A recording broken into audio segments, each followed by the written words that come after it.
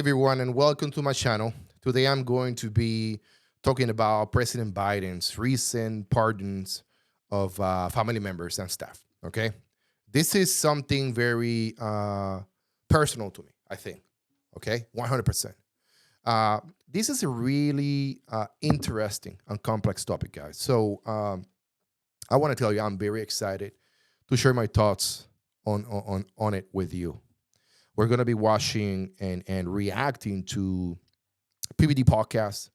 They actually talk about that, and I will be bringing. I'm going to be bringing them into the picture in a minute. So stay tuned. This video is going to be about no more than 10 minutes, hopefully. Okay. So actually, what happened? So on January 2025, President Biden issued a series of pardons and commutations. Among those pardons, okay, were his son, Hunter Biden, and his brother, James Biden, all right? Biden also pardoned several other of his former staff members, including former chief of staff Ron Klain and you know who we're talking about, the guy with the mask, Fauci, allegedly. So why did Biden pardon these people? Okay, there's a number of reasons why Biden might have chosen to pardon these individuals. Okay, some people believe, okay, that he was simply trying to protect his family and friends from legal trouble. Okay, listen to what I'm about to say. Other people believe that he was trying to send a message of forgiveness. That sounds really nice, right? Yeah, when it comes from Democrat bounce, it sounds really nice. Forgiveness and reconciliation. Okay, if he wanted to send a forgiveness and reconciliation message, why he didn't pardon Trump for whatever? Anyway, let me talk to you guys about the legal and ethical implications into this. Okay, so the previous President Biden's pardon have raised a number of legal and ethical questions. Okay, some have argued that the pardons were illegal and that Biden abused his power. I mean, he actually did this like minutes before President Trump took his oath, like minutes. Other people have argued that the pardons were ethical and that Biden had the right to pardon whoever he wanted. We're not gonna take it away from him. You know, he did it. We just like looking at it. You know, when he was the president, we supported him, and you know, as Americans should do. Now we got Trump. Let's see what we got. Okay. So what are the consequences of Biden's pardons? And then we're going to wrap this up in a minute. We're going to go to PPD. Biden pardons are likely to have a number of consequences. For one, they are likely to be challenged. Okay. They're going to be challenged in court, most likely. Okay. I don't think by the president, but I think people in Congress might challenge those. Okay. They could also damage Biden's reputation and make it more difficult for him to govern, which at this point, he's not going to govern anything because this is his last hooray, okay? You know what Hispanics and African Americans have from Biden. You know, we remember those bills that he passed in the past. We remember, if you don't vote for me, you ain't black. You know. Anyway, I don't want to get back to that. But anyway, President Biden's pardons of family members and staff are complex and controversial issues, guys, okay?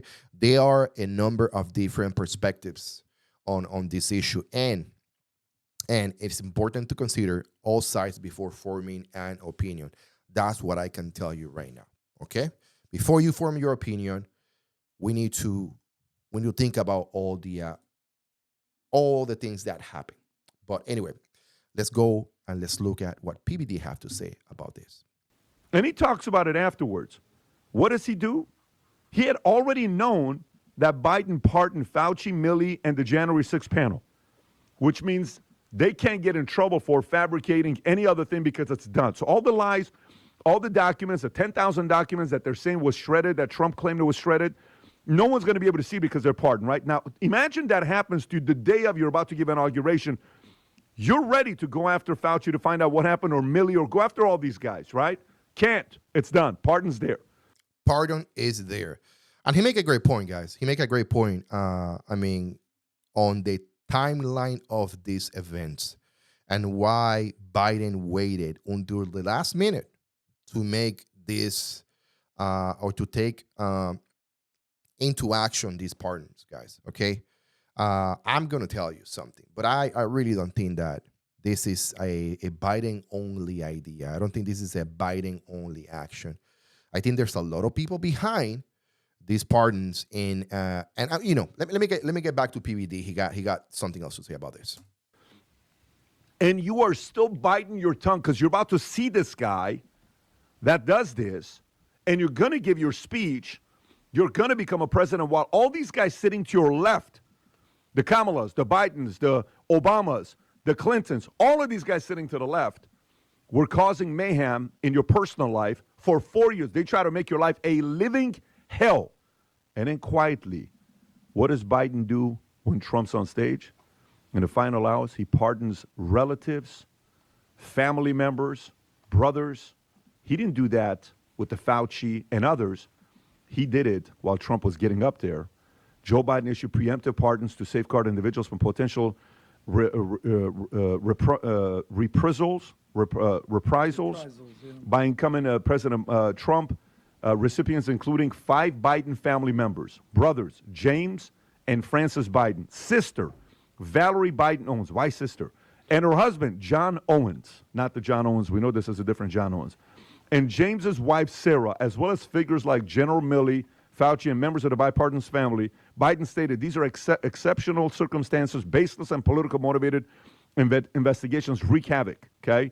Many recipients viewed the pardons as necessary due to threats from Trump, who promised retribution and labeled the January 6th committee political thugs like Liz Cheney, Adam Kinzinger, and other committee members issued a statement saying, "We have been pardoned today, not for breaking the law, but for upholding it." Police officer Michael Fanone, involved in the Capitol riot defense, called the pardons insane, but understood their necessity given Trump's promise of vengeance. When you hear these things, Adam, how do you process it that the pardons happened while the president's up there, specifically the family? Well, look, I mean, we all like sports here. We like playing in a game. The last 2 minutes of the game is usually the most important game. The last 2 minutes in an NFL game might take a half hour. The last 2 minutes of an NBA game might take 20 minutes. And in the last 2 minutes of the Biden administration, before the shot clock, 3, 2, 1, at the buzzer, pardon everybody. And he didn't even give time for Trump to even process it, to say this in his inaugural speech. So then Trump, at all the, how many, by the way, do you think Trump? That right there is a good point. You know, why Biden waited until the last minute to actually pardon these people is because he didn't want Trump to be talking about this subject right at day one. I'm pretty sure that they find out through the grapevine. Somebody sent a message to somebody on his staff, and then collectively they were able to pass the message to Trump, but it was too late. So he was not able to stand on that stage at the Capitol and say, these guys are playing dirty. But anyway, let's get back to PBD. Trump even took a break yesterday. He was going from event to event to event to event to event. He got onto the Liberty Ball stage and he goes, look, they told me not to say it at the inauguration speech. I didn't do it. But now he's like, F it. This Biden administration is the most ridiculous thing I've ever seen, the worst administration I've ever seen. The fact that he just went ham on Biden. So, of course, if you're doing shady things, at the end, at the shot clock, the buzzer, you're going to basically ask for pardons.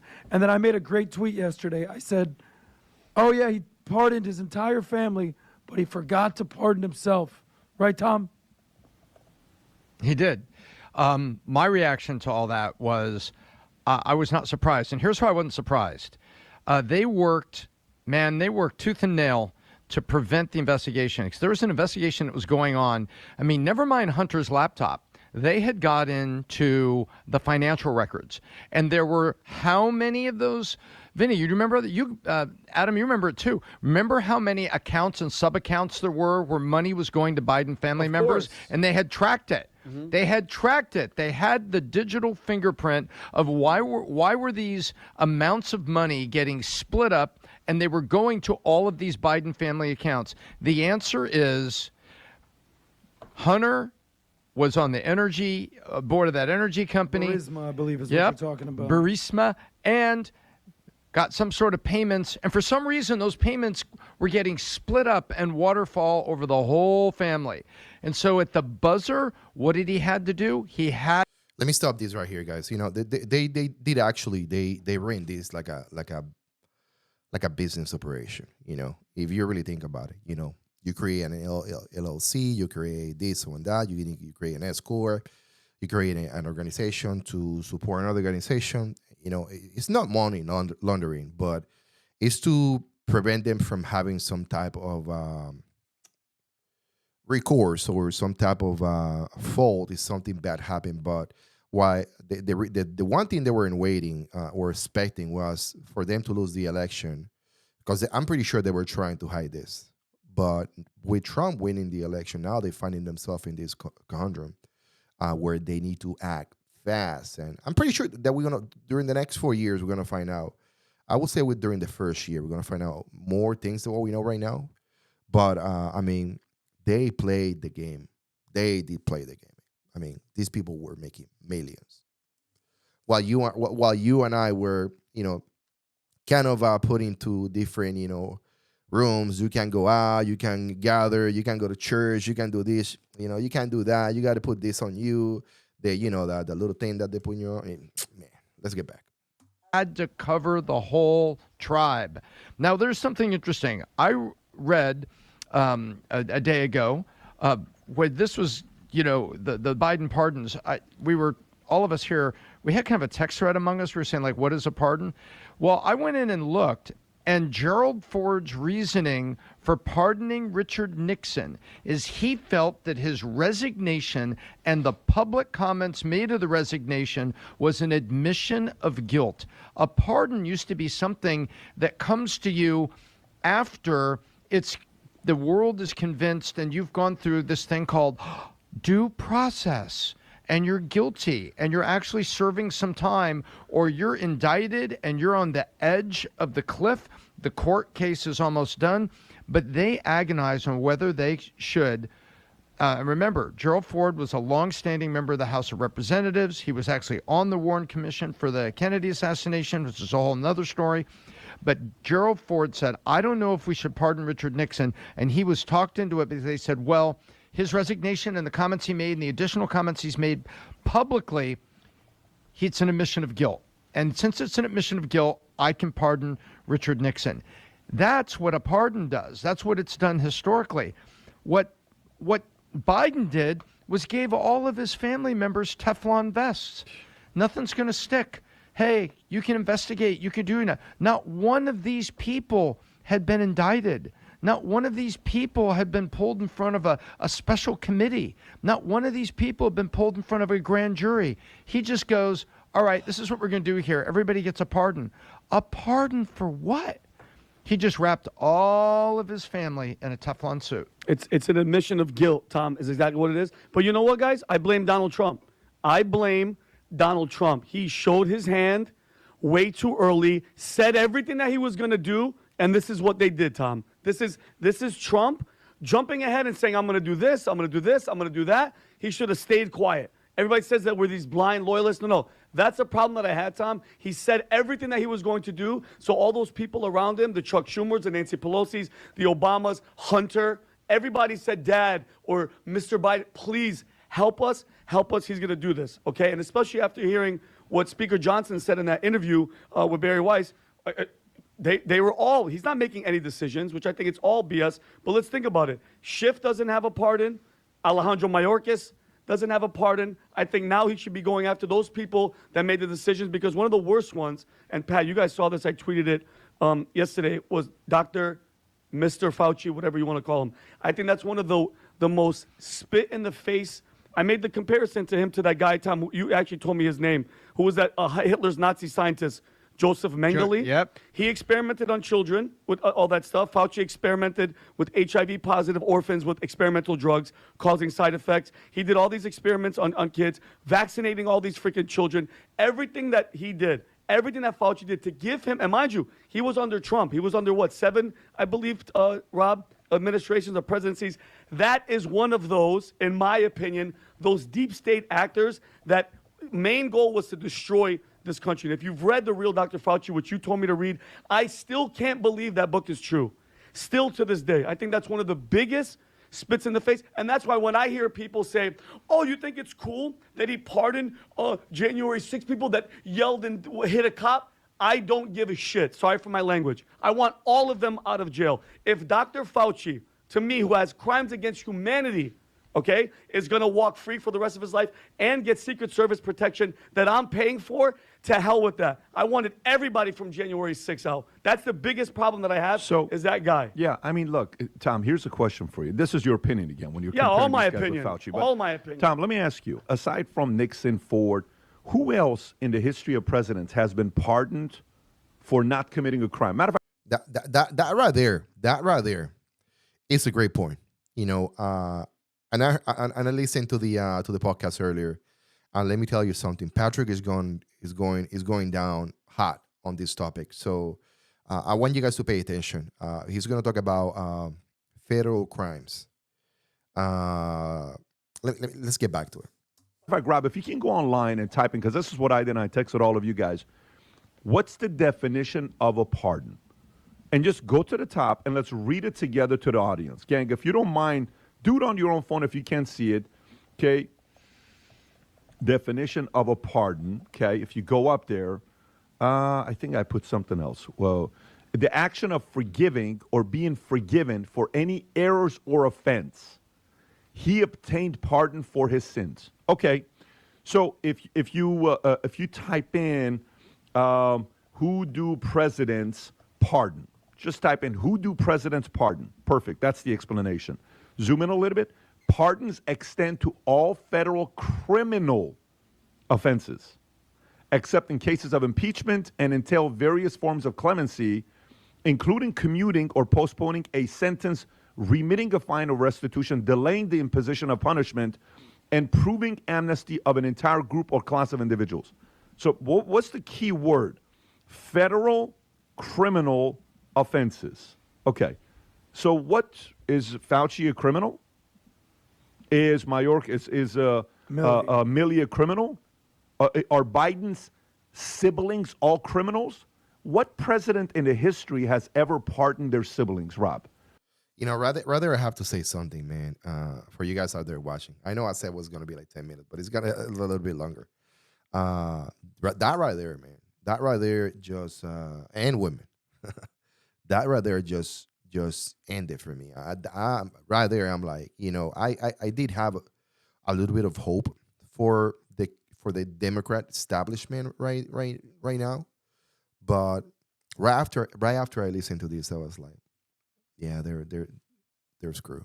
I mean, they really mess up, and it's because they're showing you know, privilege. They are really showing that the amount of privilege that these people have, that they're being pardoned for something without being that something. And something, you know, that the Democrats been doing for a little bit. They begin telling you, hey, you can be all, maybe they identify as guilties, or maybe they identify as federal criminals.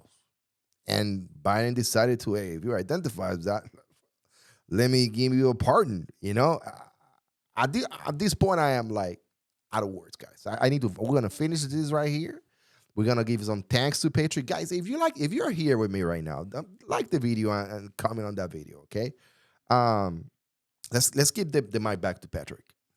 Can you Google what president in the history of presidents has pardoned their siblings? Which president pardoned their family? Which president? If you type in, I'm actually curious, and I don't know the answer to this question, so maybe a lot of them.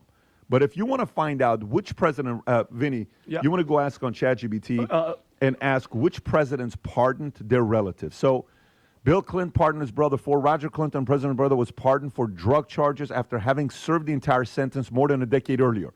So this is for a crime he committed. So this is not for a crime he didn't commit. Yeah, Convicted. So Roger so Clinton was far, convicted. just Bill Clinton pardoned his half brother, and then Jimmy Carter did his actual brother for tax evasion. But he actually committed He the actually crime. thank you. Okay. Thank you. So you tell me, when Rudy Giuliani, who the guy's his reputation, what they've done to this guy. When I went to his place and we were doing Mafia States of America, okay? I'm in his room, I'm in New York, and he's telling me, I had the laptop. FBI came, they did not want to see what's in the laptop. This is the Biden crime family. His words in Mafia States of America. I'm like, oof, the Biden crime family, the Biden crime family. Then you come in and pardon your entire family, and Bill Clinton pardoned his brother Roger Clinton, who did his entire time. Jimmy Carter pardoned his brother for tax evasion. What crime did Biden's family commit? Exactly. Oh, I got it. So you know what this is? You guys ever seen the movie Minority Report? Of course. What's the movie Minority Report about? Stopping the crime before it happens, called pre-crime, because you got psychics that know that you're going to do the said crime. So being able to use predictive technology to say you're about to commit a crime in the next 6 months, let's arrest you now, right? Yeah. You know what Biden uses? A level above Minority Report. Yeah. Biden uses a technology called, these are people that have committed crimes that they're about to get arrested in the future, but I'm pardoning them before they get arrested. Exactly It's that. a Minority Report on steroids. Yep. Minority Report on steroids, guys. It's let's give a huge applause to PBD and their podcast. I mean, I'm gonna put the links of these podcasts. You can right now listen and watch that in Spotify. I'm sure they're gonna upload this to YouTube and X, Y, and Z. I think that they're doing an amazing job. Yeah, guys, I gotta finish it right here. It's been quiet journey. Thank you so much for watching. You guys are amazing. What do you think? Let me know in the comment section below. What do you think? Do you agree? Do you support? You don't support? We're back, guys. We're back.